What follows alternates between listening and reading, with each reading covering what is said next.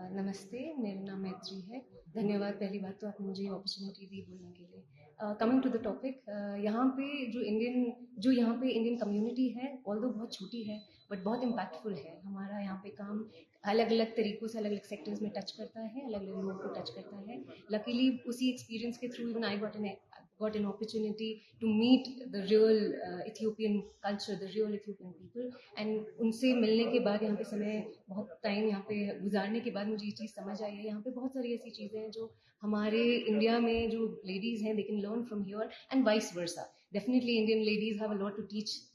We are as good as gurus. यहाँ पे Indians को गुरुज की तरह देखा जाता है, so they do learn from us, that's a great thing. But definitely on the same point हमारे पास भी बहुत कुछ है उनसे सीखने के लिए। यहाँ पे घर पे मैंने देखा है बचपन से ही घरों में जो बच्चों को अपब्रिंगिंग उनकी होती है उसमें कोई डिफरेंस नहीं होता। उनको बचपन से ही उनकी हेल्थ एंड स्पेशली उनके फिजिकल स्ट्रेंथ एंड हेल्थ के ऊपर में बहुत ध्यान दिया जाता है, चाहे वो लड़की हो चाहे वो लड़का हो। तो ये जो टॉपिक है जिसके ऊपर मैंने प्रवासी भारतीय दिवस में मुझे एक अवसर मिला था नारी शक्ति के ऊपर में बात करने का, तो वहाँ पर भी मैंने ये टॉपिक उठाया था।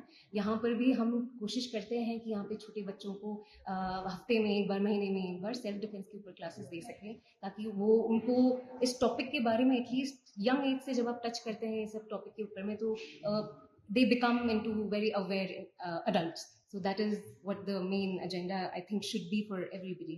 And yes, definitely Ethiopia and India together share a lot of cultural similarities. यहाँ का खाना, यहाँ के जो तौर तरीके हैं जो बचपन में हमें घर में सिखाए जाते हैं ट्रेडिशनली, कि बड़ों को आदर करना, एक साथ एकजुट रह कर परिवार में रहना, यहाँ पे भी काफ़ी सिमिलैरिटीज़ हैं। उस वजह से एज इंडियंस हमारे लिए यहाँ पे बहुत आसानी से ढलना बहुत ईजी हो जाता है, और इनके लिए भी हमें बहुत ईजीली अडेप्ट करना, हमें अडॉप्ट करना, वो दोनों की तरफ से बहुत आसान हो जाता है।